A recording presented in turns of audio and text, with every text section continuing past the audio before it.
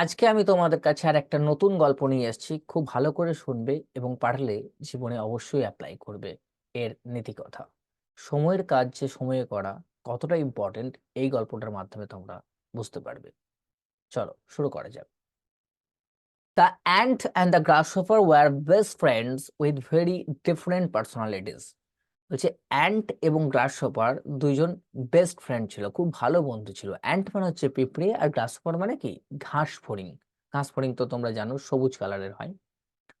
তারা দুজনে খুব ভালো বন্ধু ছিল, কিন্তু তাদের পার্সোনালিটিটা টোটালি ডিফারেন্ট ছিল, মানে আলাদা ছিল।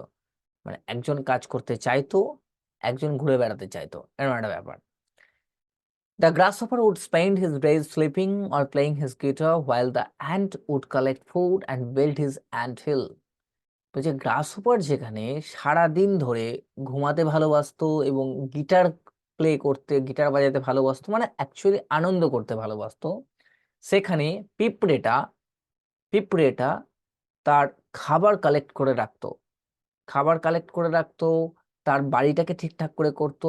Build his ant hill. Ant hill তো আমরা জানো সেই পিঁপড়েতে একটু একটু একটু একটু করে বেশ পাহাড়ের মতন বানায় না, সুন্দর দেখেছো নিশ্চয়ই তোমরা, ওইগুলো বানাতো। তাহলে যেখানে গ্লাস হোপার মজা করে বেড়াচ্ছে, সেখানে অ্যান্ট কি করছে, পরিশ্রম করছে। Every now and then the grasshopper would tell the ant to take a break. বলছে সব সময়, এভরি নাও অ্যান্ড দেন মানে প্রত্যেক সময়, সব সময় দ্য গ্লাস হোপার, সেই ঘাস ফড়িং, would tell the ant to take a break. অ্যান্টকে বলতো একটা ব্রেক নেওয়ার জন্য, যে কেন তুমি এত কাজ করছো, একটু খেলাধুলা করো আমার সঙ্গে, একটু মজা করো, কি হবে এত কাজ করে, এরকম বলতো। However, যাই হোক, the ant would refuse and continue to complete his work.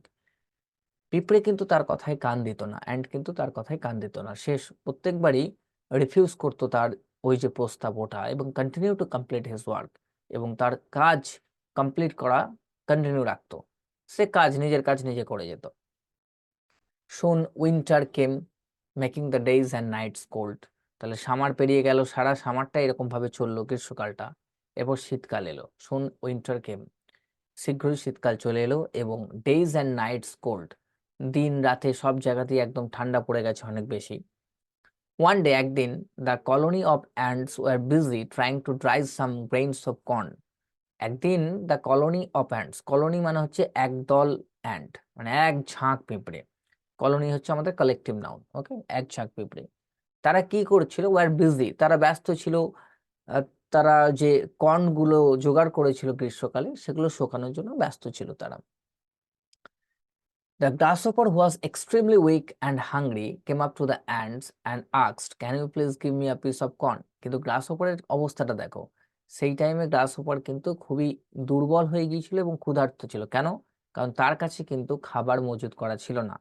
গোটা গ্রীষ্মকালটা সে মজা করে কাটিয়েছে, তো সেই টাইমে কিন্তু পিঁপড়ে খাবার জোগাড় করেছে, আর ও মজা করে কাটিয়েছে, তাই ওর কাছে খাবার নেই।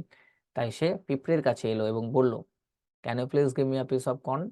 বলছে আমাকে কি এক টুকরো কর্ন দেয়া যেতে পারে, মানে ভুট্টা দেয়া যেতে পারে খাওয়ার জন্য। ট্যান্ট রিপ্লাইড, পিঁপড়েটা উত্তর দিল, we worked hard for this corn all summer. আমরা গোটা গ্রীষ্মকাল অনেক অনেক পরিশ্রম করেছিলাম, তাই না, এই কর্নগুলোর জন্য। হোয়াইল ইউ রিল্যাক্সড, যখন তুমি রিল্যাক্স করছিলে। Why should we give it to you, কেন এটা তোমাকে দেবো আমরা, কেন দেবো? তুমি যেখানে রিল্যাক্স করছিলে, আমরা যেখানে পরিশ্রম করছিলাম, তখন তোমার মনে পড়েনি? এখন তুমি খাবার চাইতে আসছো, কেন দেবো আমরা? The grasshopper was so busy singing and sleeping that he didn't have enough food to last winter.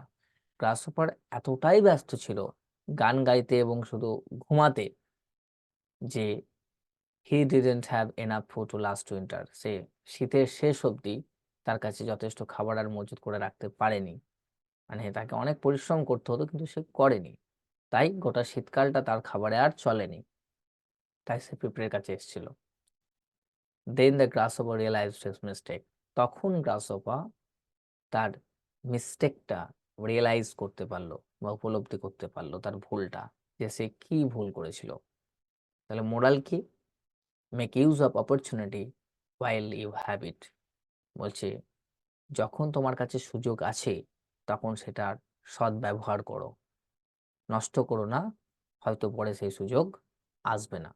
ঠিক কি না? আমাদের ক্ষেত্রেও তাই হয়।